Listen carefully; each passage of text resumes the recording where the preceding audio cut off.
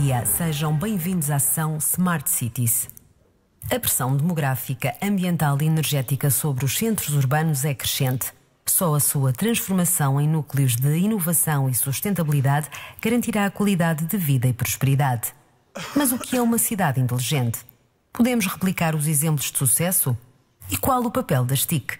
Vamos debater os desafios e oportunidades desta nova realidade. A vossa atenção para o moderador deste painel. Bom dia a todos, bem-vindos. Deixem-me começar por agradecer, em nome do Grupo Empresa e em nome da Exame Informática, o convite que me foi feito para estar aqui hoje. É um prazer vir moderar uma conversa muito concorrida, deixem-me dizer-vos também, mas que conseguimos reunir aqui, felizmente, um ecossistema muito importante que nos vai realmente ajudar a ter pistas sobre, afinal, o que é isto das cidades inteligentes e de que forma é que vão impactar, seja a nível tecnológico, seja, acima de tudo, na forma como nos relacionamos com aquilo que nos rodeia e, essencialmente, até como nos relacionamos uns com os outros. Nós estamos quase numa conjugação muito feliz de planetas, porque, em termos tecnológicos, estas cidades inteligentes derivam essencialmente de três tendências tecnológicas que todos nós nesta sala já ouvimos provavelmente há mais de uma década. Falo do Big Data, falo do Cloud Computing e da Internet das Coisas. Só para terem uma ideia, há muitos analistas que consideram, em termos de Internet das Coisas, que essa tendência que está a concretizar-se vai ter um impacto maior na nossa vida do que o próprio advento da Internet. Ou seja, nós vamos falar de tecnologia, mas a tecnologia nunca é um fim em si mesmo. É um meio para nós atingirmos um fim. Neste caso, vamos falar de como é que a tecnologia vai ajudar a ter cidades que nos ajudam a nós, munícipes, cidadãos, a conseguirmos relacionar melhor com essas cidades. Para começar, temos o privilégio de poder já ter um testemunho, provavelmente de tecnologia que já está no terreno e que já está a mudar cidades. Eu chamo ao palco para nos falar um pouco sobre isso, Marcos Pinheira, da Câmara Municipal de Cascais.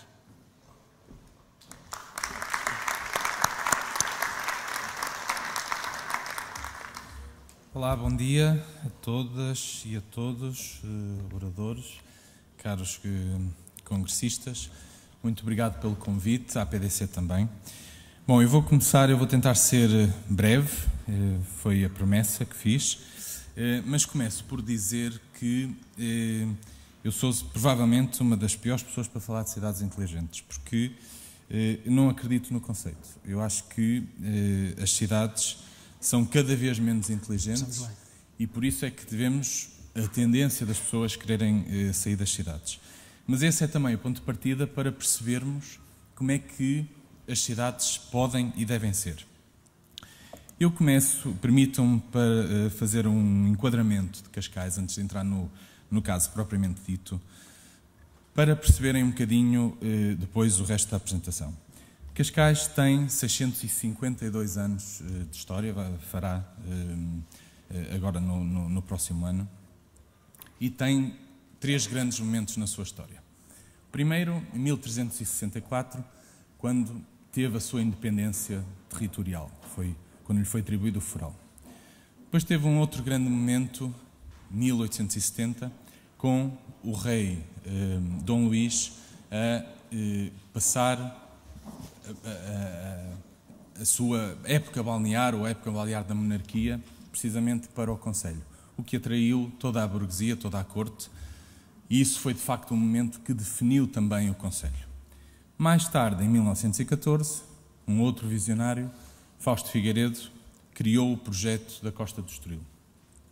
Estes três grandes momentos, eu falo-vos deles porque achamos, estamos a viver um quarto momento, que é precisamente o momento da globalização e da revolução digital, que eu acho que vai marcar também, não só o Concelho de Cascais, como todos os outros concelhos.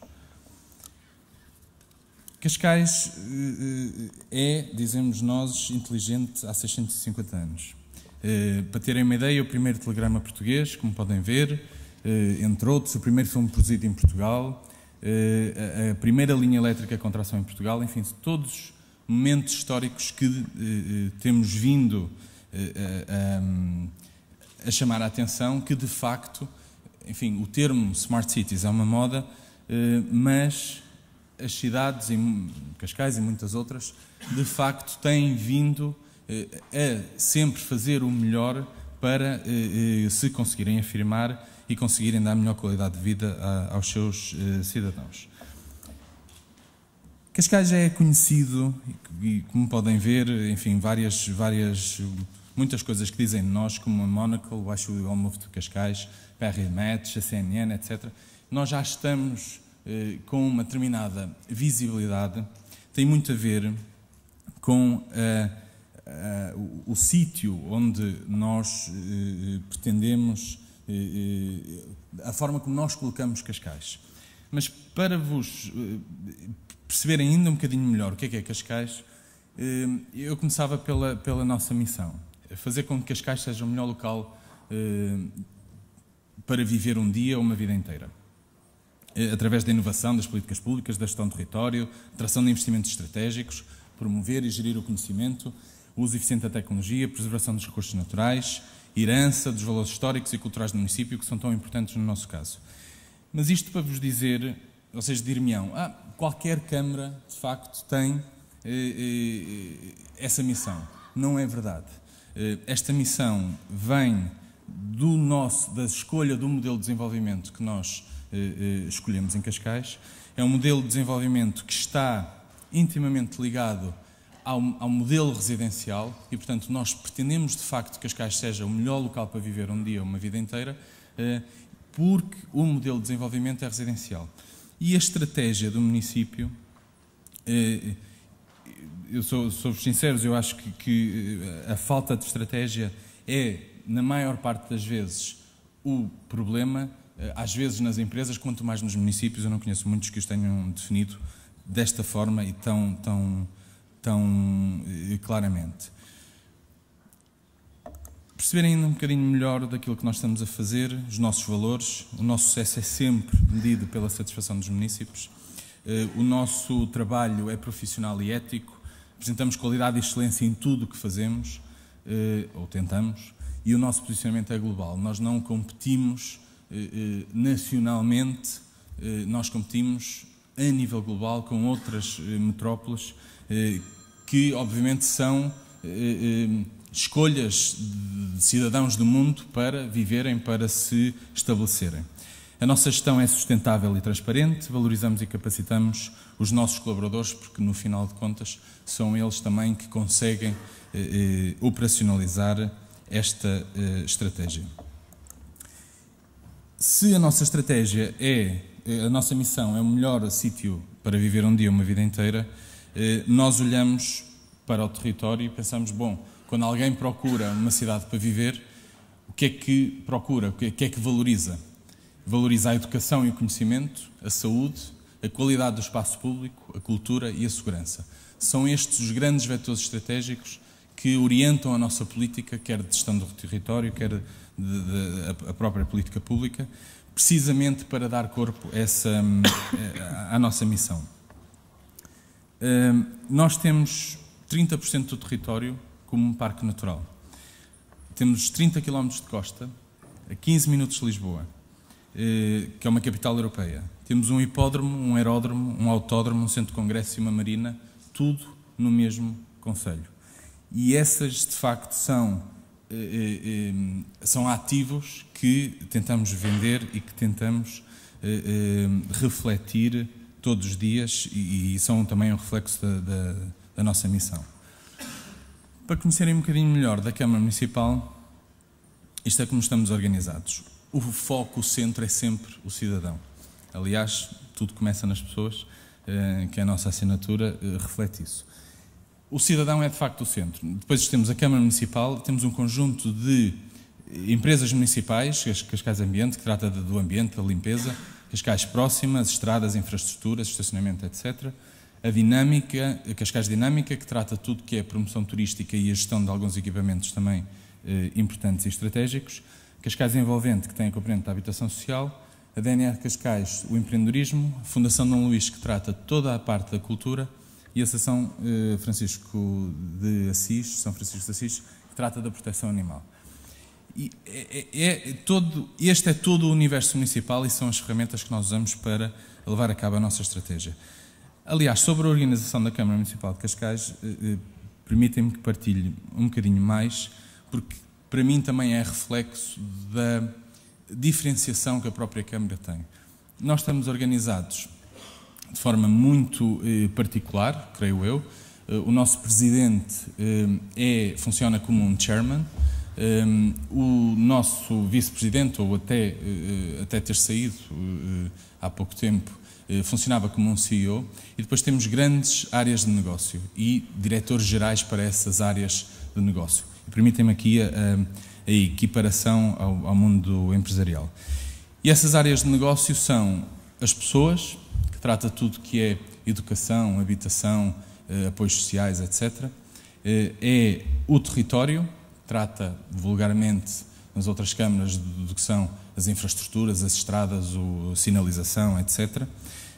Temos o presente, que trata dos assuntos correntes do dia-a-dia, e temos o futuro, que trata de tudo o resto, a juventude, a cidadania, a cultura, a marca, a comunicação, etc.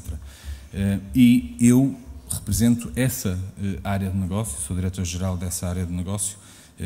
Aliás, o meu título funcional é diretor do futuro. E, portanto, até aqui percebem que é um título bastante sexy para uma Câmara Municipal. Eu acabo aqui o enquadramento que eu vos queria dar sobre Cascais e passo agora para o case propriamente dito, que é o que estamos a fazer nesta dita estratégia de Smart Cities. E acabo com isto, é que esta definição clara de estratégia, quanto a mim, é a primeira necessidade, ou a primeira condição a ser satisfeita para que uma cidade comece a pensar em ser uma Smart City. Os desafios que nós temos pela frente e que, enfim, estamos neste momento a enfrentar e a lidar. Simplificação, mobilidade, desmaterialização, integração, controlo e transparência. Estes refletem, obviamente, muitas áreas, muitas necessidades da Câmara, mas que estão, pela própria contexto, pelos próprios tempos que vivemos, todos eles sob uma pressão grande tecnológica. Não só do ponto de vista da necessidade de a afetação de recursos como da apresentação de resultados, mas também da própria eficiência. Mantendo sempre o foco no cidadão, o que nós pretendemos e o nosso conceito é que toda a realidade que nós temos enquanto município, quer do ponto de vista das estruturas, quer dos processos, quer da própria gestão do território, seja ela a realidade a formatar tudo aquilo que nós vamos implementar. E, portanto, nós queremos que a realidade seja o drive da tecnologia e não que a tecnologia seja esse drive da realidade. Pretendemos que, mantendo o foco no cidadão, que a arquitetura integrada dos serviços e das comunicações, de facto, se envolva nessa mesma realidade e responda a ela, depois centralizando tudo num serviço, num comando de operações, que cumpra com a estratégia de gestão e do governo da própria Câmara. E, portanto, temos o grande desafio, é o desafio da integração.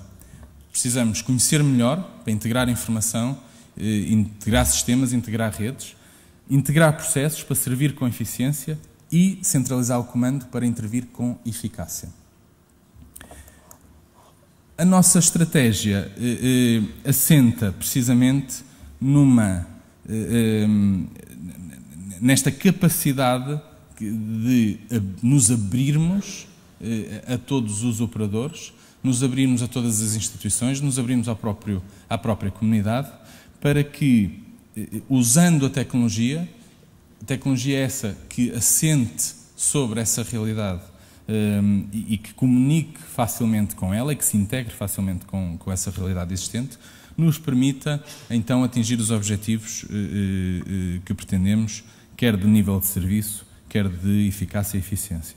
E, portanto, a forma como vemos é que nós criamos um sistema de gestão em tempo real no município de Cascais. Algumas das coisas que vou falar agora ou estão a ser feitas ou estão planeadas, portanto, estão em pipeline e, portanto, confunde-se aquilo que já existe do que o que vai existir, mas esta é a estratégia e é a mensagem que eu vos pretendo transmitir. E, portanto, desde uma autenticação única, através da georreferenciação, a utilização de web services e APIs para disponibilizar data, informação mais possível, o atendimento multicanal que permita integrar a todos os processos e a própria comunicação, os indicadores de gestão, a gestão de eventos e segurança, este sistema de gestão que está assente nos processos e sistemas existentes, que comunicam com todos os operadores, com todos os negócios verticais e que, por sua vez, através de uma rede de comunicações que nós esperamos que seja convergente, possa integrar todos os devices. Nós estamos já com... para isto, eu estou a ver aqui o tempo, eu tenho que me despachar, a Sofia tinha razão, portanto, para isto nós temos que fazer várias mudanças. Eu vou-vos falar um bocadinho daquilo que nós já estamos a fazer. Mudança de paradigma da comunicação. Em vez de comunicar tudo a todos, passar a comunicar por tema a um público interessado com os mesmos interesses. Isto acontece em três passos: identificar e conhecer todos os municípios. Nós temos vários canais de entrada para os próprios municípios, desde a venda de bilhetes, as redes sociais, as lojas físicas, os eventos, o jornal. E, portanto, nós vamos identificar os municípios, dar-lhes acesso, criar uma relação de confiança com benefício mútuo, nomeadamente através da informação, mas da participação da cidadania, no limite até integrando as opiniões do público para o processo de tomada de decisão e depois finalmente comunicar um para um. Nosso objetivo é tratar todos os municípios por tu. Isto já começou através da segmentação das marcas. Nós usamos a mesma marca para comunicar o território e para, no interior, para os residentes e para o exterior. E depois temos várias marcas que são segmentos de comunicação que vão comunicar a públicos específicos. Do ponto de vista das redes sociais, nós, quer no site, quer no Facebook, já temos uma penetração muito grande.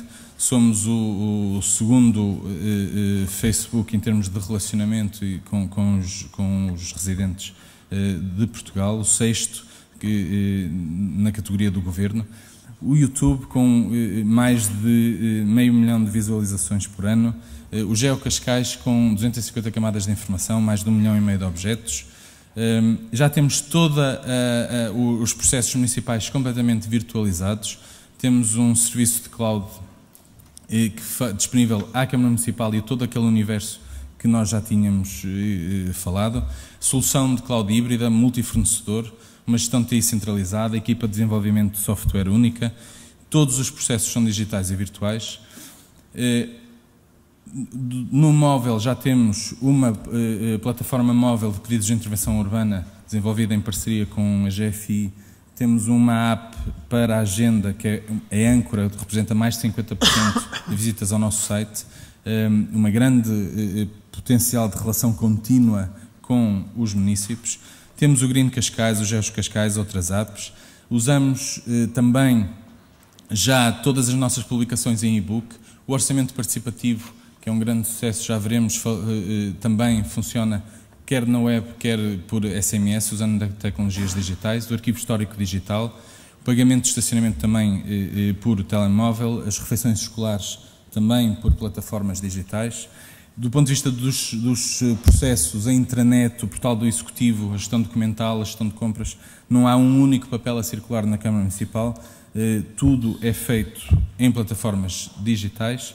Smart Workplace, que é um sistema de ticketing e de atendimento, também desenvolvido em parceria com a GFI, está a provar que toda esta virtualização compensa. 68% dos pedidos de licenciamento urbanístico já são feitos no canal web e tem vindo a evoluir, eram 56% em 2014. O orçamento participativo é o orçamento mais votado de Portugal, o segundo mais votado da Europa, só depois de Paris. Nós tivemos 55.919 votos nesta edição e, para terem uma ideia, nas últimas edições autárquicas todos os partidos tiveram 54 mil votos. E, portanto, isto dá uma perspectiva clara do caminho que nós estamos a percorrer. nós temos o maior grau de satisfação em termos de orçamento participativo do país e o maior grau de execução, se não me engano, do mundo. Os espaços verdes também já são controlados, todo o processo é controlado digitalmente, através de uma app que os serviços usam para manter os jardins. Os próprios resíduos também já temos a integração de sistemas nos depósitos e, portanto, o caminhão do lixo, quando faz a rota, já não faz uma rota pré-definida, já é o sistema digital, o sistema de gestão que diz ao caminhão todos os dias qual é a rota que ele vai fazer, e essa rota depende dos depósitos que estão cheios e não aqueles e não é sempre a mesma rota, portanto o caminhão não chega lá e tem um depósito que está meio cheio e que poderia não ser recolhido hoje, mas se calhar só para a semana. Os próximos passos, nós estamos com o objetivo, em parceria com o CEIA, de ter o primeiro município de Portugal que tenha um sistema totalmente integrado de mobilidade, o mesmo centro de operações para toda a mobilidade no concelho e essa divulgação e facilidade de utilização com o cidadão. E, portanto, nós já fechamos com o CEIA a transferência dessa divisão de mobilidade para Cascais e é a partir daí que vamos em conjunto desenvolver todo este sistema integrado e implementá-lo no território. Marco, vou terminar. Muito obrigado. Vou terminar. Termino dizendo que não fazemos isto sozinhos. Temos parcerias desde o Estado, universidades e empresas, e é com esse desafio que eu termino. Nós estamos muito abertos, dispostos a apostar, a arriscar,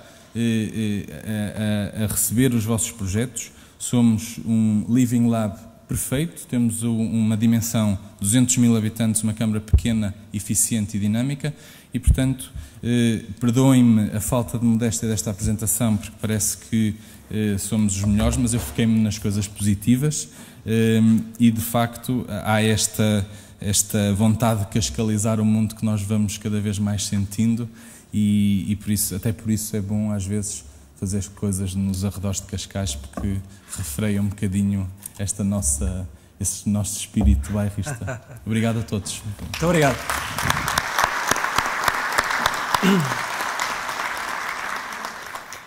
Ora, como tinha antecipado, foi um privilégio ouvir o diretor do futuro na Câmara Municipal de Cascais. Acho que nos deixou aqui umas pistas muito válidas, este pormenor de ser muito importante definir a estratégia antes de pensar só em tecnologia, e este desafio que eu acho muito interessante, que é tratar o município por tu, ter esse desafio. Nós, para tratarmos o município por tu, temos de ter muita informação sobre ele. Nós vamos começar a nossa conversa exatamente nesse ponto. António Pires dos Santos, tratar alguém por tu implica, para uma Câmara Municipal, implica ter muita informação. Nós já sabemos que este conceito das cidades inteligentes vai viver muito dependente do Big Data, ou seja, da informação que nós conseguimos recolher, que conseguimos cruzar, porque os dados só por si não são nada, têm que se transformar em informação. Como é que é possível, como é que tecnologicamente vamos lidar com este grande volume de dados, como é que vamos conseguir extrair a melhor informação em tempo útil para conseguir realmente tratar o município por tu? O Watson da IBM, por exemplo, pode dar uma ajuda, não? Pode dar uma ajuda, e realmente eu vi esta apresentação e estava a ver que o que falta ali é o Watson. Porque a tecnologia já lá está toda. Reparem, a cidade é o paraíso das empresas, das TICs. As cidades em onde nós temos vários níveis, todos que fazem parte de uma arquitetura de sistemas. E realmente as cidades entrarem nesta era do Big Data, na era da Cloud, na era da Internet of Things, é fundamental. É para lá que caminhamos. Cascais claramente está num estágio de desenvolvimento tecnológico bastante avançado, mas a realidade do país, infelizmente, ainda não é esta, não é? E ainda temos muito para fazer. Mas sim, o Watson será sem dúvida uma das ferramentas que nós podemos utilizar para que se conheça melhor o cidadão e, acima de tudo, para que se antecipe aquilo que o cidadão precisa. Nós temos exemplos muito concretos de utilização da tecnologia para temas como, por exemplo, o tratamento das doenças oncológicas, para atendimento, inclusive, e ser um único ponto de atendimento para não termos que andar a bater a várias portas. Isso já é tecnologia, já existe, já está desenvolvido.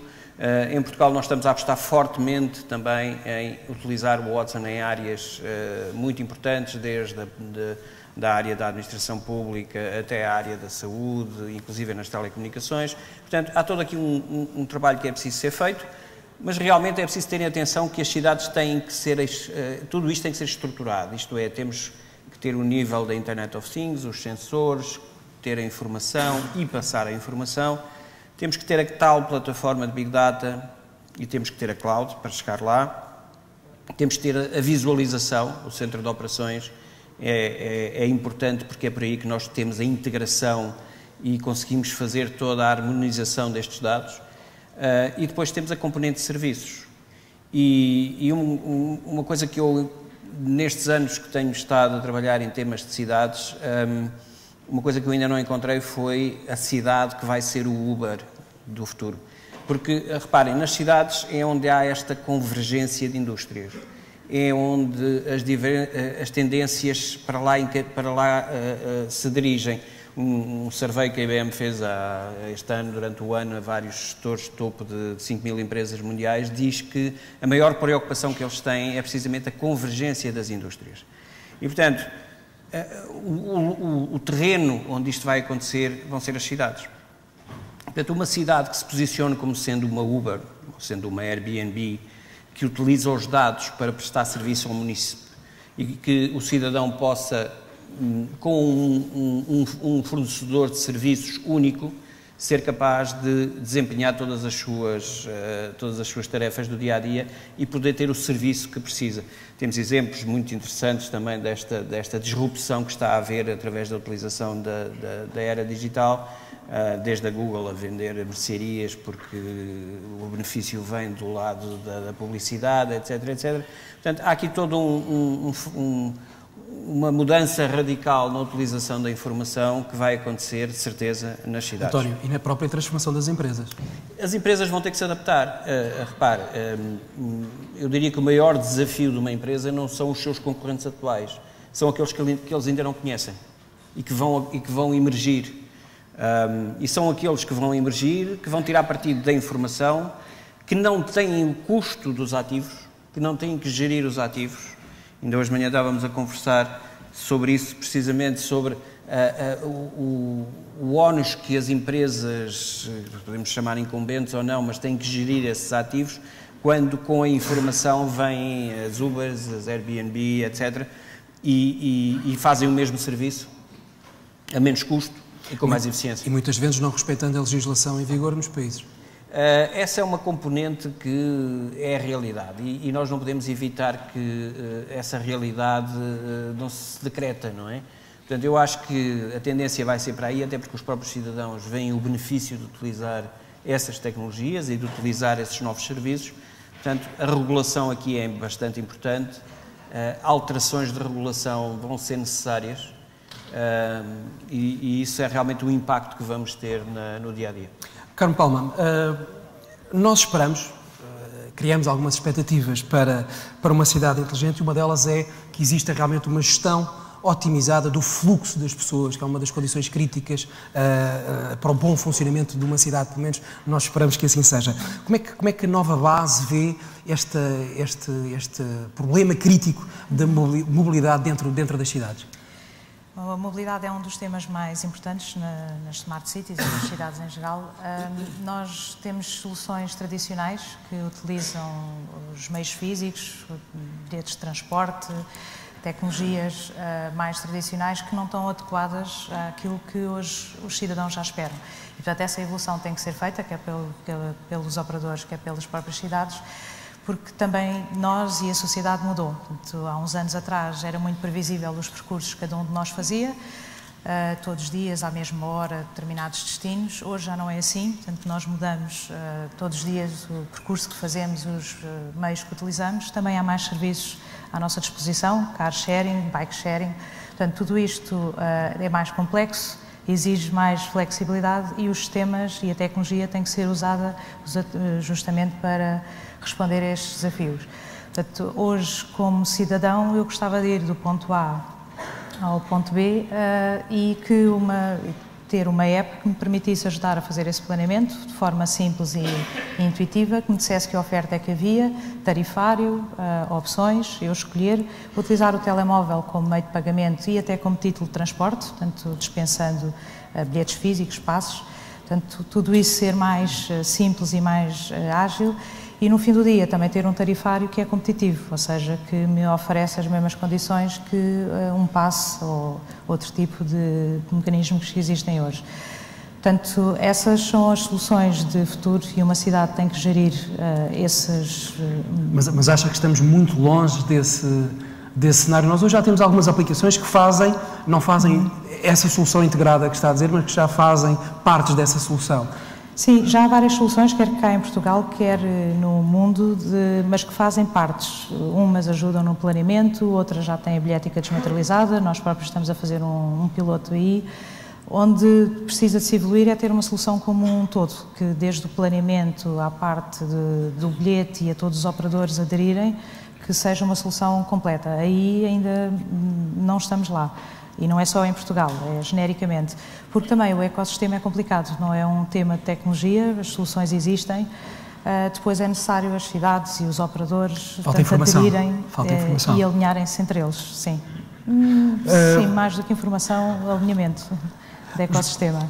João Sousa, nós estamos a falar nesta criação de cidades, falamos de Big Data, falamos da internet das coisas, existe aqui uma oportunidade enorme para existirem novos negócios que vêm responder realmente a estas novas necessidades. Como é que a Mel, que nós Exame Informática, identificámos há 2 dias como a tecnológica que mais fatura em Portugal, como é que a Mel está a preparar-se para esta transformação? Nós vamos precisar de redes cada vez mais robustas, nós temos que responder em tempo real a todas estas pessoas, aos cidadãos, às empresas. O que é que antevê aqui que seja necessário fazer? Antes de mais, obrigado pelo convite de estar aqui neste painel e também gostava de dizer que eu acho que a melhor denominação para uma profissão é de ser diretor do futuro, porque ter sempre emprego. Nesta parte toda da eu acho que diretor do futuro tem que ser implementado em todas as empresas. Toda a gente vai querer ter esse título. Acho que todos nós devemos mudar a nossa função. E parabéns, por exemplo, de Cascais. Eu já noutro fórum tinha ouvido e quase que apetece viver para Cascais depois de ouvir esta apresentação. A PT e a Mel sempre se habituou e sempre distinguiu por ser um forte player no mercado, na parte de telecomunicações e tecnologia.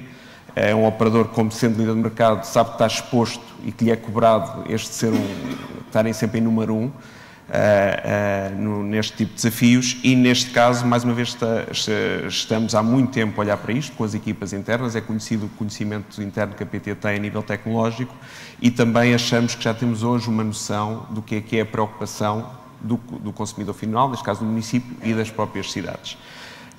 E acho que se tudo resume a tempo. Hoje acho que o valor mais importante que as pessoas procuram é ter tempo e daí que querem tudo mais otimizado, querem saber ir do ponto A ao ponto B de uma forma mais rápida e com menos problemas.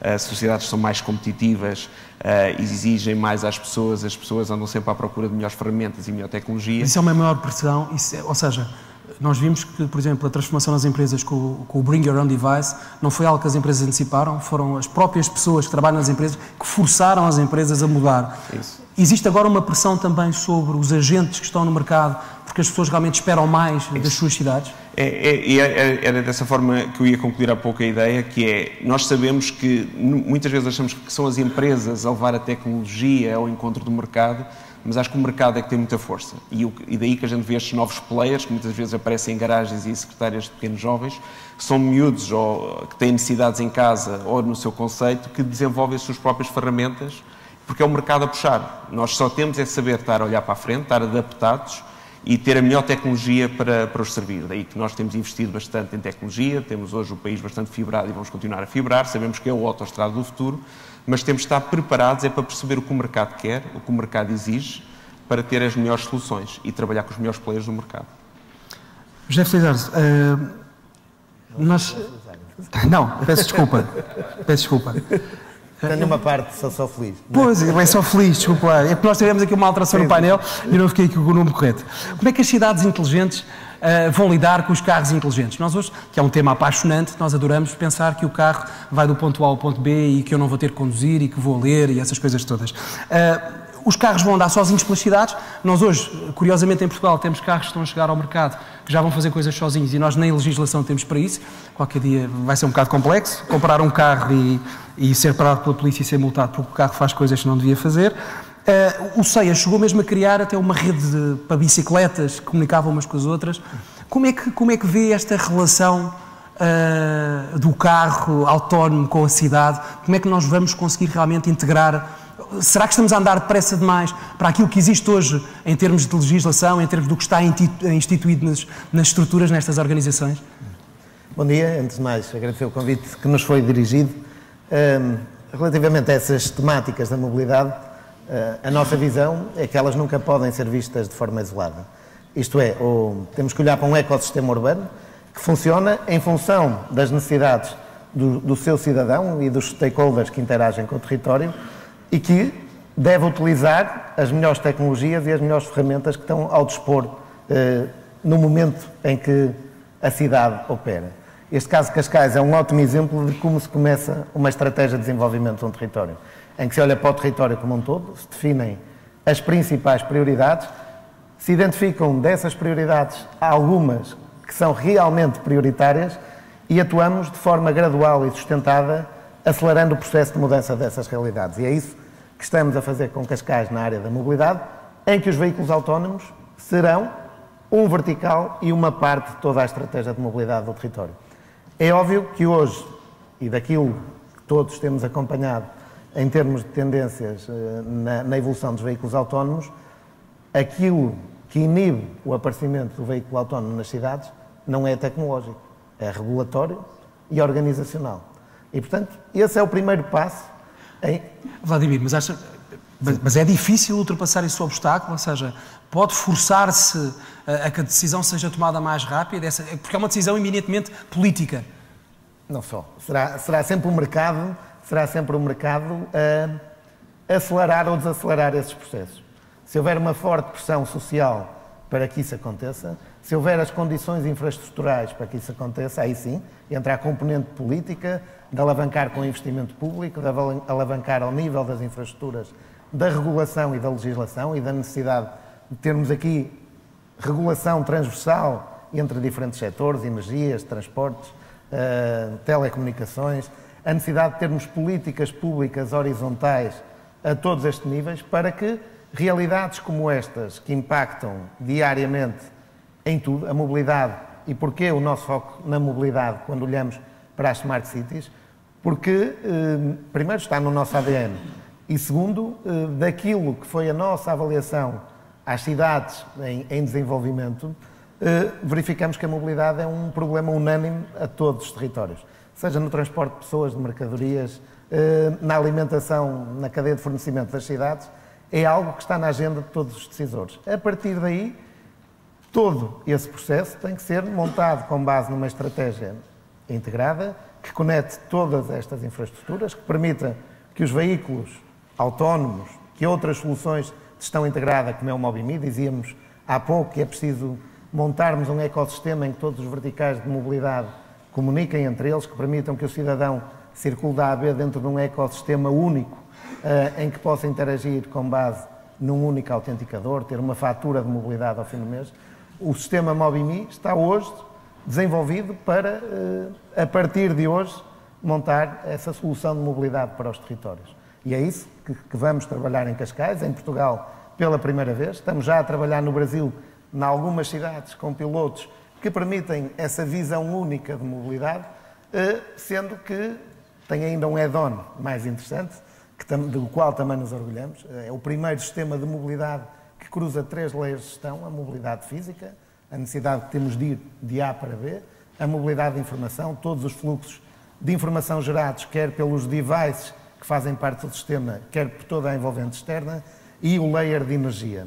E ao cruzarmos todos estes layers de gestão, conseguimos ser o primeiro sistema de mobilidade sustentável no mundo a medir emissões em tempo real. E ainda o ano passado, na Conferência do Clima em Lima, vai acontecer agora uma nova conferência em Paris, mais mediática por razões menos positivas, mas o Mobimi foi reconhecido pelas Nações Unidas como o primeiro sistema de gestão de mobilidade sustentável capaz de medir emissões de CO2 em tempo real. E, portanto, toda esta lógica da qual os veículos autónomos fazem parte, para nós, não é vista individualmente, e daí a dificuldade em focar numa única necessidade, num único vertical, mas com uma visão integrada e global. Sendo que, a meu ver, os maiores entraves à entrada dessa realidade nas nossas vidas são regulatórios, legislativos e do boost público que tem que sempre acontecer, como aconteceu na rede de mobilidade elétrica em Portugal, é que houve um boost que incentiva o mercado a aderir, essa rede foi um boost muito político. Seja a indústria. No caso dessa rede, o boost dado foi muito político. António, queria acrescentar qualquer coisa? Queria acrescentar uma coisa que eu acho que é importante, quando o Vladimir falou da questão da pegada de CO2, é que temos estudos, e os estudos são conhecidos, de que dentro das cidades também 60% ou mais das emissões de CO2 são de edifícios. Portanto, o adicionar à questão da mobilidade, a questão de uma gestão da energia dentro dos edifícios, realmente, para não só baixar a fatura energética da cidade e também da própria autarquia e dos cidadãos, mas aí sim criamos essa componente em tempo real de medição. Portanto, é esse layer adicional que eu acho que é importante também pensar-se, e isto vem em linha também com aquilo que foi falado, de integração dos dados e dos vários sistemas que devem ser geridos A este nível, a evolução é essencialmente, eu foquei-me na mobilidade, é o nosso ponto de partida. Sim. Obviamente que o necessário é ter uma visão global da monitorização do espaço urbano, criando e disponibilizando ferramentas aos decisores políticos, técnicos, para poderem tomar as melhores decisões com base em tempo real e não em informação histórica muitas vezes desatualizada.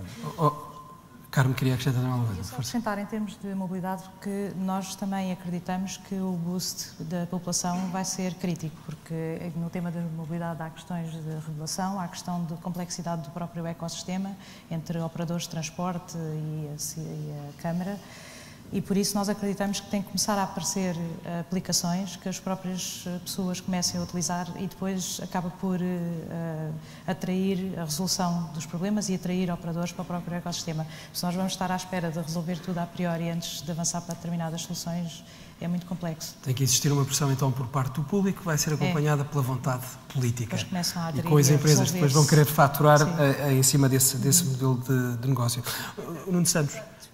Força, Sofia. Um aspecto crucial também é, no fundo, encararmos a mobilidade numa perspectiva transversal à cidade e não encararmos por silos, porque muitas vezes o que acontece é quando não existe uma estratégia, como por exemplo a Câmara de Cascais está a ter, uma estratégia integrada e única, tu tens vários projetos que acabam por ser iniciados e ser implementados e que funcionam isolados, como silos. Por isso não tiramos partido realmente da mobilidade e de uma mesma infraestrutura onde pode assentar todas estas aplicações e todas estas soluções.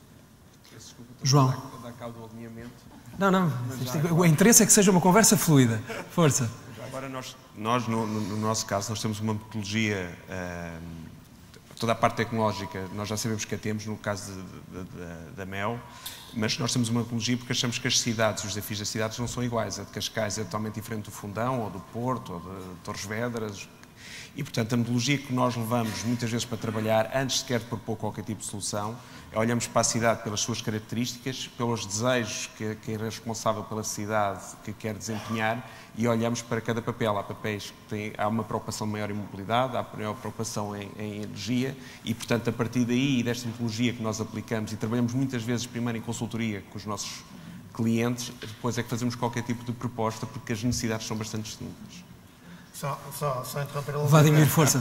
Eu fiquei-me na mobilidade. Nós não vamos sair deste tema, já percebi. Porque a questão que me foi colocada foi no âmbito da mobilidade e, como disse, é o nosso ponto de partida para a visão das Smart Cities. Que não fica aqui a ideia que criamos aqui uma ilha vertical só de que não mobilidade, comunica sim, com o resto dos verticais de operação da cidade. E daí, como eu dizia, este é o ponto de partida para uma plataforma de inteligência urbana que estamos a desenvolver, que é agnóstica em termos de tecnologia e de modelo de negócio, isto é, integra qualquer um destes senhores e senhoras que estão aqui neste palco e que permite aos decisores políticos e técnicos terem uma visão coerente, homogénea e de conjunto do território com base em informação histórica, em tempo real e preditiva de tudo aquilo que é a realidade do espaço urbano. Ou seja, a plataforma, no fundo, tem que ser uma plataforma comum para permitir que tudo comunique. No fundo, uma internet das coisas também que funciona a este nível. Nuno Santos, da GFI, já falámos de tecnologia, mas é engraçado que estamos num painel eminentemente tecnológico, é verdade, mas todos os intervenientes foram tocar sempre às pessoas. E neste caso, muito aos decisores políticos também. Estas pessoas, ou seja, estas pessoas têm a capacidade de decidir se estes processos avançam de forma mais rápida ou não. Estas pessoas têm o conhecimento do que é que estamos a falar, da capacidade de transformação que estas tecnologias podem colocar no mercado. Têm esta sensibilidade ou é preciso fazer também um trabalho junto destas pessoas para que percebam que a aceleração destes processos realmente pode criar uma grande transformação nas cidades? Eu acho que há de tudo e é importante pegarmos nos casos bons para ver se eles contagiam os casos que estejam um bocadinho mais atrasados. E vou pegar em 3 casos concretos. 2 que estão aqui presentes e um que está a 2.000 km de distância, onde se discute hoje e amanhã um fórum Smart Cities. Casos concretos, o de Cascais. O Marcos Pinheira, o Simão Vieira, o Miguel Luz, são pessoas que percebem muito destes assuntos. São pessoas que vivem tecnologia todos os dias e são pessoas que, em responsabilidades públicas / políticas, porque eu acho que os termos são próximos, querem fazer acontecer. Mas acredita que são uma exceção à regra ou acha que são a regra? Um caso concreto. Outro caso concreto, o Porto. Eu não sei se toda a gente sabe, mas o Vladimir, que hoje tem estas responsabilidades, foi vice-presidente da Câmara do Porto até há bem pouco tempo. E o presidente da Câmara do Porto, Rui Rio, acreditava no assunto e constitui uma equipa onde há uma pessoa como o Vladimir que pensa nisto de manhã, à tarde e à noite, e a dormir e a sonhar, e faz acontecer. E eu acho que há, progressivamente em Portugal, mais casos. E isto remete para uma discussão muito interessante, que eu recomendo que todos possam ver em diferido, se não puderam ver ao vivo, ontem, um painel onde esteve um colega, o CEO da Nova Base, um colega especial da Carmo, o Luís Paulo Salvado, sobre a educação e o Education to Employment. Isto toca sempre na questão das pessoas e do choque geracional, na formação, na capacidade de interpretar estes problemas, porque, naturalmente, do ponto de vista do mercado, há muitíssimas soluções. O ritmo a que essas soluções são incorporadas no dia-a-dia das pessoas passa pela capacidade dos decisores fazerem acontecer. Outro caso concreto, que nós, GFI, empresa francesa, naturalmente estamos muito próximos, em Paris, onde está a decorrer, como eu dizia, hoje e amanhã, um fórum sobre Smart Cities. A Presidente da Câmara de Paris, com a Secretária de Estado da Administração Administrativa de França, envolvem-se no fórum Smart Cities, acompanham todo o evento, não vão lá dizer umas palavrinhas de início e depois vão embora falar de outros problemas e tenhamos presente como é que neste momento se está a viver em Paris.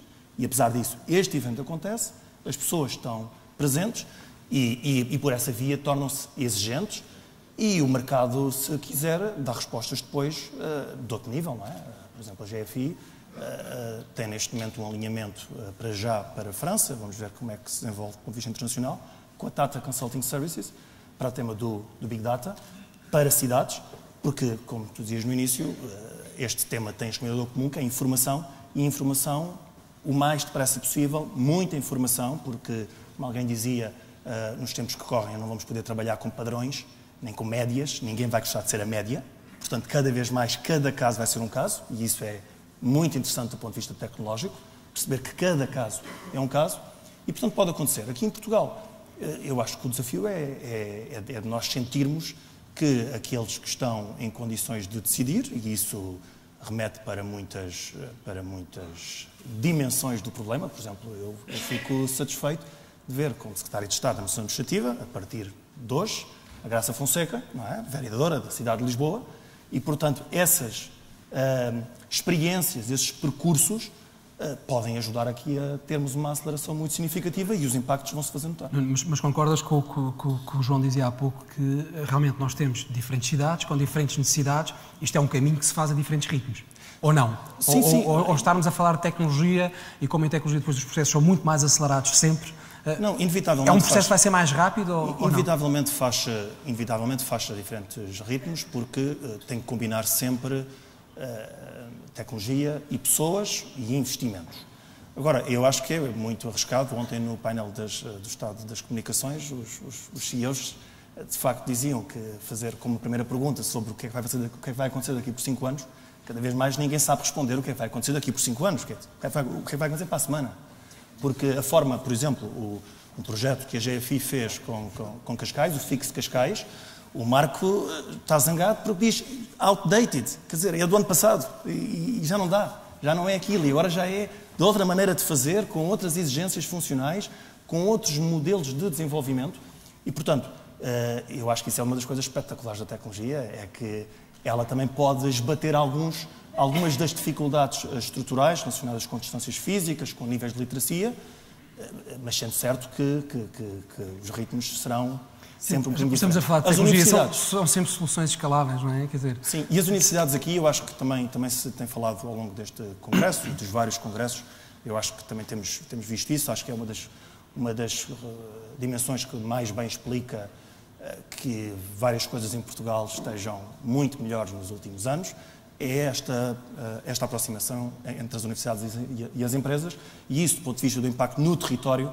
pode ser muito, muito significativo, e eu acho que está a acontecer e vai ajudar a que os ritmos sejam cada vez mais acelerados para todos. João, querias acrescentar qualquer coisa? Eu acho que, em resumo, é o querer, porque os exemplos que ele deu refletiu sempre o município e uma pessoa que lá está. Claro. E o que nós temos visto, os trabalhos que nós fazemos de apoio, é que percebemos que, e lá está, há zonas ou há cidades que têm tudo para correr bem, mas as pessoas que lá estão não querem ou não estão aptas para isso, a tecnologia não faz milagres. E depois existem cidades que não tinham nada para ser um caso de sucesso e depois são.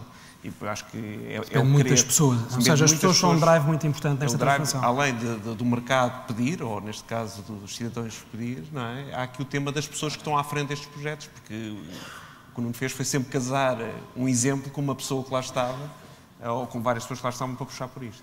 António, acrescentar qualquer coisa também. Há aqui um ponto que foi focado, que é o ponto do investimento. Nós estamos aqui a dizer que há vários ritmos, há várias formas de aplicar a tecnologia, mas o tema do investimento é essencial. Muitos dos nossos municípios não têm as condições financeiras para poder investir em soluções de tecnologia avançadas, portanto, há que também tirar partido dos fundos comunitários e, de alguma forma, ver como é que os fundos comunitários podem ser dirigidos também para estes projetos. Portanto, não é só a falta às vezes, de ter a capacidade técnica dentro das equipes de fazer este tipo de projetos, mas é também a dificuldade que se tem de ter as formas de o fazer, porque sem o dinheiro também não se faz, não é? Portanto, há aqui um fator importante que não podemos esquecer, já falámos das pessoas, há um tema do tempo que eu depois queria regressar a ele, se houver tempo para regressar a ele, e realmente a questão do investimento e do dinheiro para fazer estas coisas. Pedro Queiroz, há outro tema que considero bastante importante nisto. Nós falamos das pessoas, falamos das infraestruturas que estão criadas, e a Ericsson, melhor que ninguém, tem redes rápidas e instala. Eu queria saber uma coisa, as cidades ainda guardam o problema dos dados, da informação. As cidades ainda guardam muitos dados para si, que não são partilhados, os dados do trânsito, os dados dos municípios. Quem está fora deste mercado, quem quer produzir aplicações, quem quer desenvolver plataformas, precisa de aceder a estes dados. Isto é também identificado como um problema? Bem, Pedro, bom dia. Bom dia aqui aos colegas painelistas e bom dia à magnífica audiência. Que já passou mais de meia hora e eu estive aqui calado tanto tempo, que é um recorde. É como as cidades inteligentes, é um painel muito dinâmico. É um recorde quase. Mas enfim, eu vou voltar um bocadinho atrás e falar um bocado sobre isso. Pronto, a resposta é óbvia. Os dados das câmaras municipais ou das cidades continuam guardados, não estão disponíveis. Há exceções, sem dúvida, mas enfim, sejamos claros, aquilo continua muito estático. Obviamente que há alguns casos de sucesso, etc., mas ainda estamos num aspecto ou numa forma muito embrionária. Eu gostaria de voltar a... Sim, diz-me. E só perguntar-te, mas achas que há receio das câmaras municipais em revelarem os dados ou não sabem como revelar os dados? O que é que achas qual é o motivo? Pronto, então deixa-me voltar um bocadinho atrás e depois respondo à pergunta, portanto, vou tentar aqui montar uma história para responder à pergunta. É assim, eu acho que temos que ver aquilo onde é que estamos a viver. E nas tecnologias há um momento de instalação das tecnologias e depois um ponto de inflexão em que essas tecnologias transformam a sociedade. Vou dar um exemplo e depois vão ver onde é que estamos agora. E um exemplo é, pensem nas tecnologias no aço, nos caminhos de ferro, nas redes elétricas, portanto eram tecnologias generalistas que depois de estarem instaladas, massificadas, etc., transformaram a sociedade. Portanto, estamos todos de acordo com isso. Hoje em dia estamos a assistir a um fenómeno parecido, obviamente digital, e as tecnologias de instalação propriamente ditas são basicamente mobilidade, todos falaram de mobilidade, cloud, analytics, todos falaram sobre isso, e banda larga, que falaram todos ontem, e como sabem, o 3G, o 4G, portanto, anda tudo aí. Portanto, estamos neste ponto mesmo importante em que estamos a instalar as tecnologias e vão continuar. E, obviamente, a partir daqui para a frente, passamos para a parte da transformação da sociedade. Penso que falou sobre a parte do Uber, penso que falou sobre o exemplo da Airbnb. Portanto, são exemplos já de transformação em que estamos a ver, por exemplo, o negócio dos táxis a ser afetado. A seguir vamos ver o negócio, sei lá, da entrega de encomendas, em que alguém está em casa, liga-se, quem é que pode vir aqui buscar esta parcela. O próprio facto, quando vimos todos de Cascais, não moro em Cascais, mas quando vimos todos de Cascais para Lisboa, com aquelas filas, portanto, obviamente haver aplicações em que as pessoas começam a partilhar os carros, por aí adiante, isto vai acontecer, e eu vi há bocado num dos seus slides que já estavam a pensar nesse programa de partilha. Pronto, agora, respondendo à pergunta, achamos que há 3 níveis, e agora temos que construir, e o primeiro nível, e obviamente disto a integração com as cidades, o primeiro nível é o nível das redes. Estamos, portanto, neste momento a pôr sensores, 3G, 4G, já se fala em 5G para daqui a 5 anos, embora, enfim, e obviamente estas redes todas vão dar aqui um acesso ubíquo, vamos ter acesso à largura a grandes dados. Eu próprio estou convencido que brevemente vamos começar a comunicar através de hologramas e coisas assim no estilo, vai acontecer. Portanto, o nível da rede. O segundo nível é o nível da cloud, do analytics, etc. Portanto, em que, portanto, os dados começam a ficar aqui todos tratados. Penso que vários daqui dos colegas do painel falaram sobre isso, isso está a começar a acontecer. O exemplo mais bem sucedido de cloud, de tratamento analítico de dados, é o NSA nos Estados Unidos, portanto, a autoridade americana do governo federal, a National Security Agency, portanto, enfim, vocês vejam aquilo que aconteceu em Paris e a rapidez com que se identificaram as pessoas, quer dizer que em termos de analytics está a funcionar bem, e depois passamos para um nível de vídeo que já vou falar daqui a bocadinho e dar uns exemplos concretos. Isto é para dizer que há uma quantidade de dados que neste momento já estão a nível da network, estão a começar a ser trabalhados e obviamente é preciso passar para um nível seguinte para ser disponibilizados. E em relação à parte do vídeo, que nenhum dos colegas de painel falou, mas que eu acho extremamente importante, porque eu acho que é isto que tem impacto nas pessoas, há uma série de atividades, de rotinas, etc., que vão ser substituídas. Eu quando vinha para aqui hoje de manhã, estacionei ali o carro e depois vinha ali e estava a ver, isto é Lisboa, isto é da Câmara Municipal de Lisboa, e estava ali a ver os jardineiros ali andarem a cortar a relva, lá naquelas maquinetas, estava a ver os caterpillars a fazerem buracos, etc., etc., e eu começo a pensar um bocadinho, mas porquê é que nós não pomos aqui ligações de alto débito, com latências baixas, para termos 2 canais 4K de alta densidade e pomos alguém com os óculos de realidade virtual a fazer a condução dessas máquinas num Network Operating Center ou qualquer coisa. Portanto, este tipo de coisas são as necessidades que as cidades vão evoluir para amanhã. Portanto, o jardineiro que anda ali vai estar remotamente, enfim, como os americanos neste momento controlam os drones remotamente, por aí adiante, e é este tipo de coisas que as câmaras vão andar rapidamente. Estão a dizer que isto é futurismo, eu próprio já vi exemplos disto a funcionar, isto vai funcionando cada vez mais, e estou convencido que 2020 é daqui a 5 anos e vamos ter grandes surpresas nesta área. Portanto, isto é só para dizer, agora respondendo à pergunta rapidamente, Pedro, depois de 5 minutos de introdução, mas também tive muito tempo para lá. As câmaras têm imensos dados, têm sem dúvida, agora a maneira como os expõem, como os orquestram, etc., estamos anos-luz daquilo que pretendemos como Ou seja, há todo um trabalho de sensibilização que é preciso fazer nessa área. Exatamente. Sofia Tenreiro, este trabalho de sensibilização, se calhar as câmaras podem ter algum receio com a segurança destes dados. Como é que os vão disponibilizar? São dados que vão ser tratados por terceiros, por empresas que vão desenvolver aplicações que vão puxar esses dados. Para a Cisco, como é que se torna toda esta informação que vai viajar rapidamente, que vai ser desde os sapatos que nós usamos ao automóvel, todos eles vão estar a trocar informação. Nós às vezes até podemos pensar que há informação que é trocada, mas que não, quer dizer, não é muito pertinente, mas toda a informação é pertinente. Como é que se protegem estas redes, como é que se protege esta informação? Antes de mais, muito obrigado pelo convite à PDC, por estar aqui neste painel e obrigado por me deixares falar, por ter estado aqui a conter-me. Sim, já passaram... É um tema bastante quente para a Cisco.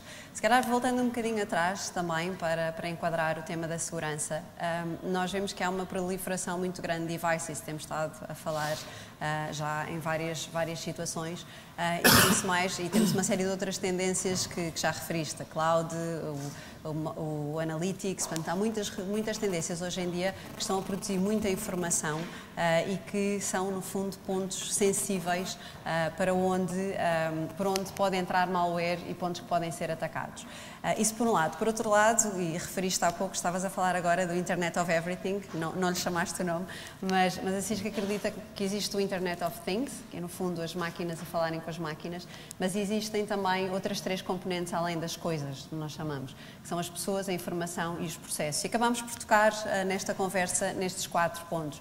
Porquê? Porque as máquinas, os devices, são trabalhados por pessoas. As pessoas não só se ligam através de devices, mas ligam-se também à internet, à cloud, a redes sociais. Muita informação gerada pelas pessoas, pelas máquinas. E, por último, é muito importante também não só tratar esta informação para que as decisões sejam o mais relevantes possível, mas também dar a informação certa à pessoa ou à máquina certa no timing correto. E por tudo isto, o que sentimos é que há um aumento do risco, ou seja, muitos benefícios, mas há um aumento do risco das vulnerabilidades do sistema em termos de ataques dos hackers. Por outro lado, também sabemos que há cada vez mais ataques, são cada vez mais sofisticados, com muitos fundos por trás, há inclusive países por trás de grandes organizações de hackers, e são ataques cada vez mais sofisticados e que evoluem muito rapidamente. Portanto, a Cisco resolveu apostar fortemente no cybersecurity. Curiosamente, e aposto que a maior parte das pessoas não sabe, mas somos a empresa que tem maior número de colaboradores na área de cybersecurity, 5.000 pessoas que trabalham nesta área, e temos inclusive um grupo com várias centenas de colaboradores nos Estados Unidos que a única função é monitorizar os ataques que estão a acontecer.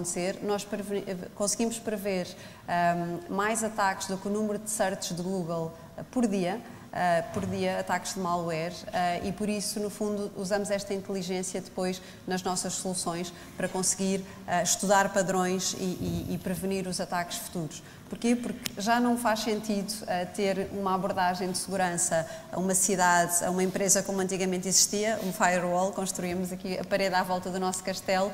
Hoje em dia temos devices, temos os sensores nas pontes, temos os wearables connosco, e há muitos pontos que estão fora do nosso castelo, fora do nosso domínio, que é fácil de proteger. E por isso nós acreditamos que através da infraestrutura conseguimos ter uma visibilidade muito grande do que está a acontecer, e precisamos ter uma abordagem holística, uma abordagem do antes, o durante e o depois. Portanto, no fundo, o que é que antes conseguirmos prevenir ao máximo os ataques de malware, durante, porque sabemos que há muito malware que entra na infraestrutura e fica vários meses, várias semanas, até no fundo, se mostrar como ataque, e esse malware, no fundo, o que está a fazer é tentar conhecer a infraestrutura e já a retirar dados que são importantes, e quando acontece o ataque, o que fazemos é fazer uma análise post-mortem para perceber quais foram as áreas mais sensíveis por onde entrou. Portanto, isto é válido para empresas, é válido para cidades, porque cada vez mais as cidades são digitais. Sabemos que nos próximos 10 anos vão ser construídas mais de 100 cidades com pelo menos 1 milhão de habitantes. Sabemos também que em 2050 a IDC prevê que cerca de 75% da população vive em cidades, portanto estamos a falar de 2/3 da população a consumir 2/3 dos recursos e em 2% do território mundial. Portanto, é preciso muita inteligência, como foi aqui falado, é preciso dotarmos as cidades de inteligência, serem cidades digitais, para conseguirmos, com a maior eficiência possível, gerir os seus recursos, mas também dar a maior satisfação aos seus cidadãos com o máximo de segurança possível em tudo o que fazem. Sofia, podemos antever que essas 5.000 pessoas que hoje na Cisco estão a monitorizar todas estas questões da segurança vão aumentar exponencialmente, ou seja, a Cisco vai ter muito mais gente a curto prazo a fazer basicamente isso. Sem dúvida, Pedro, porque estas 5.000 pessoas resultam de uma série de aquisições que a Cisco faz. A Cisco cresce organicamente, na sua maioria, através de aquisições, e a maior parte das aquisições que tem tido são na área da segurança, porque, no fundo, o que acreditamos é que temos de complementar as nossas soluções, e porque este eu diria, um mercado, porque o mercado do hackers também é um mercado, infelizmente é um negócio já, e é um negócio em evolução. Portanto, precisamos estar cada vez mais a proteger-nos e cada vez mais a sermos proativos e a sermos mais rápidos do que eles a proteger os nossos assets. Eu acho que há várias pessoas que querem falar sobre segurança. Acho que vocês todos querem falar sobre segurança. Nunca tinha ouvido a Sofia falar, mas ela é uma grande vendedora. Pá, teve aqui nas soluções de segurança aqui a martelar 10 minutos com as soluções vai de segurança. Vai toda a gente comprar Cisco, soluções Cisco agora. Falei menos do que tu, Pedro. Por acaso não sei se ela é uma boa vendedora hoje. Eu sei que ela é boa vendedora fora do palco, porque eu conheço bem a Sofia. Estava aqui a comentar com o Vladimir que eu acho que a ênfase na segurança não ajuda ao desenvolvimento do conceito. Ok. Não, mas... E porquê? Por causa da literacia, por causa da circunstância das pessoas pensarem, epá, a minha vida vai ser tudo devassado, o meu município vai ser tudo um perigo, vai criar... A segurança eletrónica vem como vem a segurança física, naturalmente. Nuno, mas esse é um tema, quando se fala com uma Câmara Municipal ou com uma organização, eu sei, quando se fala de cloud computing, o tema da segurança hoje ainda é o tema, ainda continua a ser o tema. Mas quando se fala nesta transformação para a cidade inteligente, ele já está na mesa ou a Câmara Municipal quer otimizar e nem pensa em segurança? A minha dúvida era mais essa, se o sistema de segurança está lá ou ele não existe? Eu acho que normalmente as coisas negativas são mais impactantes que as coisas positivas, por defeito. E, portanto, se nós falarmos muito na segurança, o que nós estamos a falar muito é na insegurança. Não é? Portanto, eu quando fui gestor público, na minha função antes desta, discutíamos levar o mail para a cloud. E já se falou, em 2007, 2008. E já nessa altura se escrevia muito sobre a segurança da informação. E, portanto, num conselho diretivo, onde as pessoas não têm todas uma vida feita nos temas das tecnologias de informação, a primeira coisa que se pergunta é, ai meu Deus, então, mas isso é um perigo. Isso é um perigo. E, portanto, a discussão já não foi os benefícios económicos, as vantagens funcionais, o foco da organização nas coisas onde deve estar focada, porque a gestão das infraestruturas, por causa de um mail local, é muito trabalhosa. A questão era o acesso ao mail, o acesso ao mail, o acesso ao mail. Bom, depois lá se foi criando conforto à volta do mail na cloud, não tem problema nenhum do ponto de vista da segurança, no sentido em que esse problema está a ser tratado como outros, e lá se fez. E está-se a fazer em todos os lados. É esse o meu ponto, é que a segurança é de facto importante. Com certeza que a Cisco tem que investir muito, faz parte da oferta que a Cisco tem investir em segurança, mas a nota que eu dou é que esta tónica na segurança vai refriar tomadas de decisão. Eu vou só dar a palavra à Sofia, que quer acrescentar, de certeza que vai refutar isso, mas Sofia, força. Não vou refutar. Eu acho que isso reforça a necessidade de nós trabalharmos a questão da literacia, porque a verdade é que há muita falta de informação e as pessoas acabam por ter muito medo muito medo, é verdade. Agora, o que é que acontece? Primeiro, como dizia ontem o António Barreto e muito bem, que é quando tu vês a tua vida defassada na internet, tu vais querer todas as medidas de segurança, mesmo se o Big Brother esteja mesmo watching you. Portanto, eu acho que por um lado há o medo, mas quando as pessoas sentem que ou sofrem com o ataque, vão estar dispostas a que toda a gente veja proteja tudo.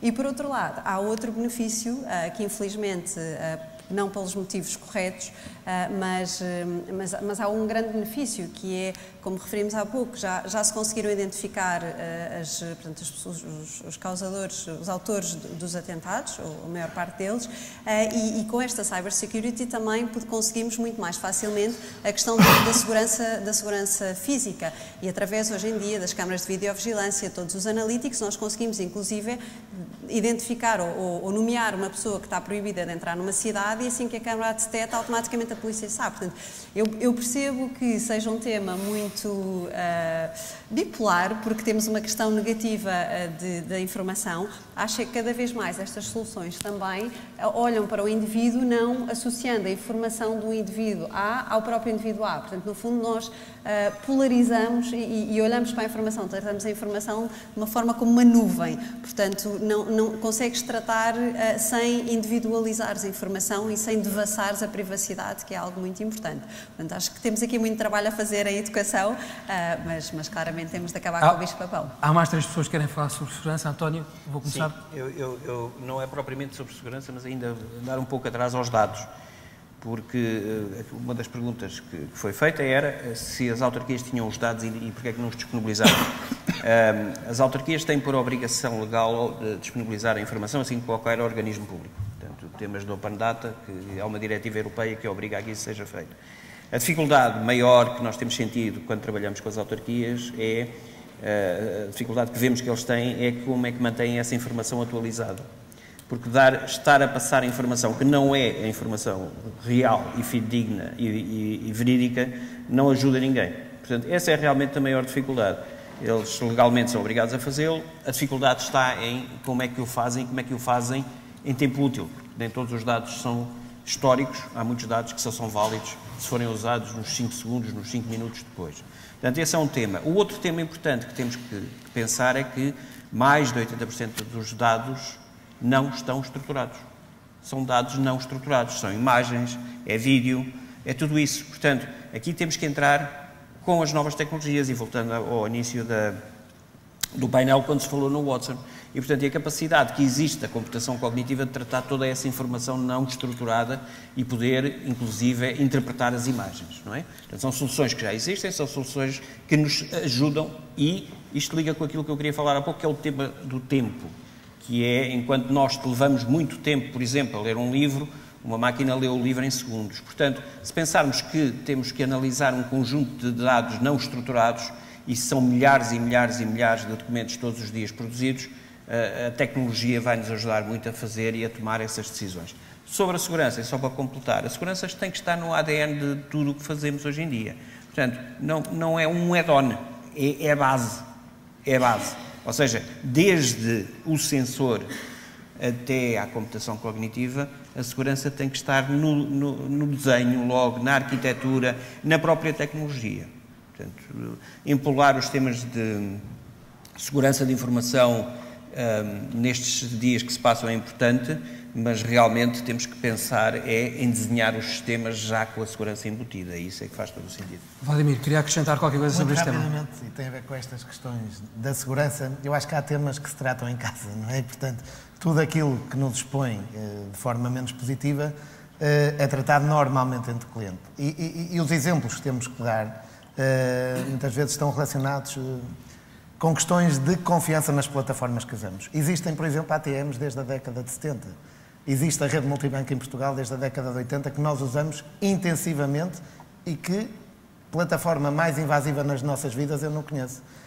Existem as plataformas de home banking que sabem a nossa vida toda, e aqui quem é que costuma ir a um banco? Acredito que menos de 10% das pessoas vá hoje a um balcão de um banco para tratar das suas transações. E, portanto, nós temos é que confrontar as pessoas com aquilo que naturalmente elas fazem no seu dia-a-dia, não é? Alertando-as para os riscos e pondo-as cientes dos riscos que correm, porque têm que estar informadas, e dar-lhes o poder de flexibilizarem a sua privacidade ou não. E esse direito deve-lhes ser dado. Eu quero expor a minha privacidade até este nível. A partir daqui, não tenho o direito de o fazer. E, portanto, dando informação, dando ferramentas que me deem poder no relacionamento com as organizações e com os sistemas e com as apps de mobilidade que eu uso, tudo me parece tranquilo. E, portanto, a questão da confiança e da informação é aqui essencial, e pego no velho exemplo dos miúdos. O miúdo não mexe num smartphone porque tem um QI superior ao nosso e porque nasceu, os pais têm muita mania de dizer, pá, eu não percebo como é que ele faz isto, mas é porque não tem medo dos riscos que está a correr quando mexe naquilo. Portanto, mexe de forma natural, podemos estar a iniciar a Terceira Guerra Mundial se carregar numa tecla, não é? Mas para ele tudo aquilo é natural e, portanto, se nós transmitirmos esta confiança aos clientes e à sociedade, facilmente aderirão e compete-nos a nós, depois no back-office e dentro de casa, tratarmos destas questões e dessas regras de segurança. João, não sei, há pouco querias acrescentar qualquer coisa, não é? Complementar, porque eu concordo. Eu acho que nós temos de passar sempre... Nós temos que olhar, e acho que é o desafio que está a trabalhar em todos estes projetos, olhar sempre à parte do benefício, porque a pessoa hoje, quando está a fazer o download de uma app e que dá acesso a toda a sua informação, se calhar se tiver duas apps diferentes, pelo facto do benefício que vai retirar dela, uma autoriza e outra não autoriza, e o risco é exatamente igual. Sim, nós hoje já partilhamos voluntariamente. E porquê é que nós não pensamos? Não pensamos quando teremos algum benefício ou queremos muito aceder àquilo. E todos nós que trabalhamos nestas áreas, o que nós temos que fazer é conseguir criar esse benefício por lado das pessoas que vivem nas cidades ou da própria cidade, para perceber que o tema da segurança vale ou não face ao benefício que vai retirar. Claro que o tema da segurança é importante. Eu posso também, durante 15 segundos, se tiver as coisas na cloud da PT, estão à vontade, não há qualquer tipo de problema de segurança, mas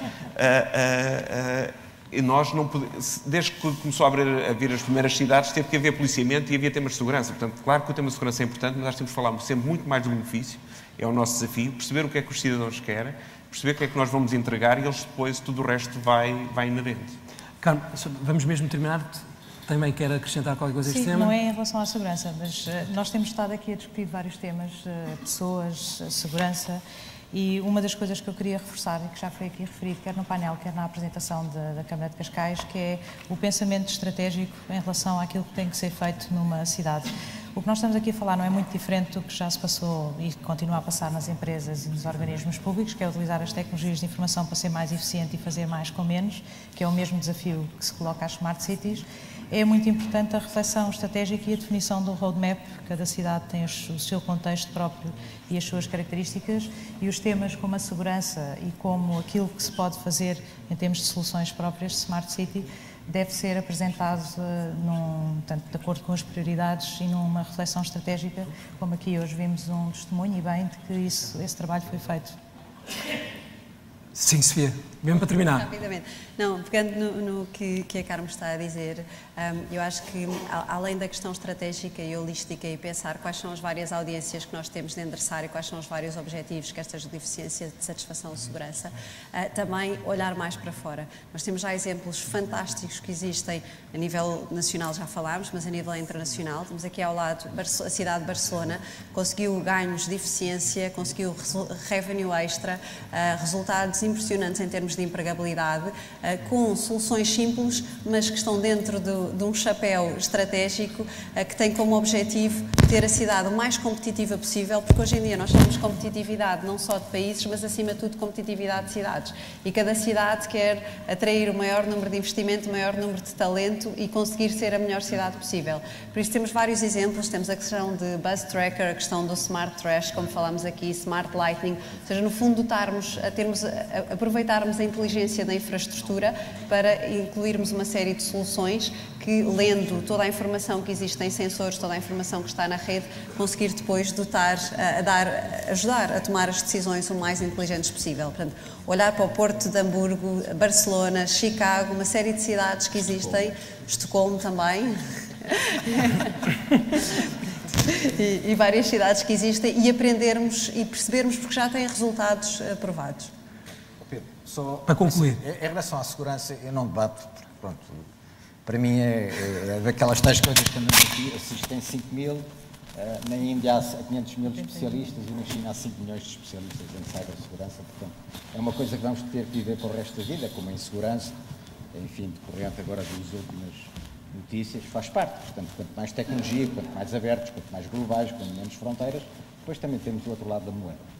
Aquilo que eu gostaria, talvez aqui, puxar um bocado para a conversa, era, voltando ao tema e realinhando na parte das Smart Cities, parece que há dois temas que são quick wins, e um é a eficiência energética das cidades, que é relativamente fácil, através de painéis fotovoltaicos, voltaicos, sensores, etc. Portanto, haver uma eficiência. E outra é a questão do tráfego e da mobilidade. Quer dizer, nós sabemos que cá em Lisboa, não sei que sistema que a Câmara Municipal de Lisboa usa, mas os sinais a gente arranca na Avenida da Liberdade e está sempre tudo vermelho, portanto não conseguimos fazer um trajeto a 60, 70, 80 km/h e aquilo é sempre verde, é a mesma coisa que se aplica. Então há uma série de quick wins, quer dizer, estamos aqui a falar do Data Analytics, estamos aqui a falar de coisas sofisticadíssimas, complexas. Ali o colega falou no sistema Watson, eu no princípio fiquei assim um bocadinho confuso, quem é que é o Watson? Quem é que é o Watson? Depois percebi que é uma plataforma que a empresa tem, mas acho que devíamos voltar um bocadinho aos basics e começar a ter estas quick wins. Portanto, acho que estamos aqui a falar um bocadinho futuristas, quando na nossa cidade, Lisboa, Cascais não falo, também não vou lá muitas vezes, mas é uma bela cidade, mas há uma série de quick wins que nós podemos começar já a pôr em cima da mesa e era aqui um bocadinho, enfim, não estou a substituir-te, longe disso, mas gostaria agora de lançar o que é que podemos fazer rapidamente. Essas empresas técnicas. A única questão é que estamos a 3 minutos de acabar o painel e painéis compostos com tanta gente é sempre complicado. Aliás, conseguimos chegar à Sofia meia hora depois de termos iniciado a nossa conversa. Deixem-me só dizer-vos que eu acho que foi uma conversa bastante fluida. Aprendi bastante, deixem-me dizer-vos, agradecer-vos a vossa presença. Acho que há aqui muitas pistas importantes que foram deixadas. É importante nunca esquecer que as pessoas estão no centro desta transformação toda, as necessidades das pessoas, porque tudo isto é feito para nós, cidadãos, munícipes, nos relacionarmos realmente melhor com as cidades. A questão do planeamento foi focada também por todos vocês e a questão também, falamos de pessoas, mas falamos também muito de vontade política e de alteração a muita da legislação que existe. Eu peço um aplauso para o nosso painel.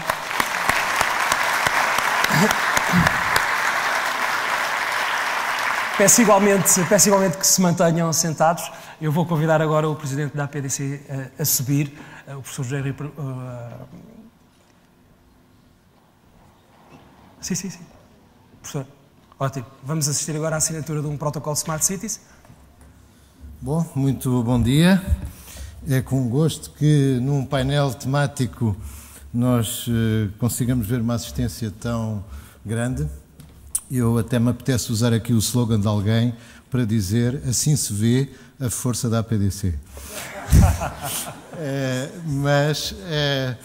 Nós, dando resposta ao interesse crescente que este tema tem vindo a tomar, resolvemos criar uma secção, desta vez não por fusão de nenhuma associação existente, mas criar de raiz uma secção dedicada ao tema das Smart Cities. A direção da APDC, na sua última reunião, decidiu criar essa secção e, por isso, simbolicamente, eu vou pedir a um dos colegas da direção da APDC, o José Manuel Paraíso, para vir aqui comigo assinar a ata da reunião em que nós criámos essa secção, porque como não se trata de um protocolo com mais ninguém, a criação da secção simbolicamente faz-se com a assinatura da respectiva ata. E vou pedir à pessoa que ficou encarregue de formar esta secção, ao nosso colega José Rui Felizardo, para vir aqui e simbolicamente também dizer-vos algumas palavras sobre qual é o objetivo desta secção. Ele e o Vladimir Feliz.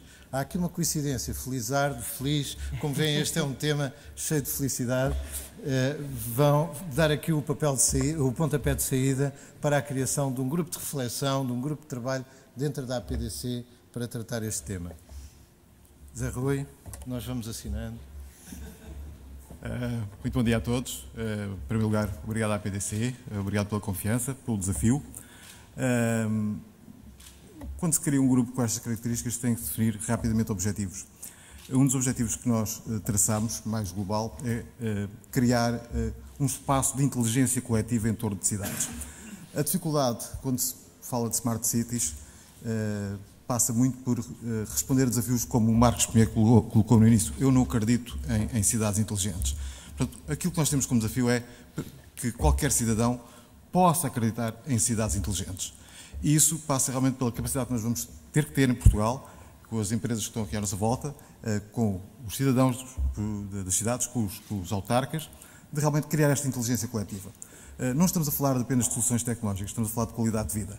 Por isso a questão da felicidade, e acho que essa foi a razão de nos terem escolhido, felizardo e feliz para dirigirmos exatamente este chapter da APDC, tem exatamente a ver com isso. Portanto, estamos aqui para responder a um desafio e contamos com a colaboração de todos. Muito obrigado à APDC.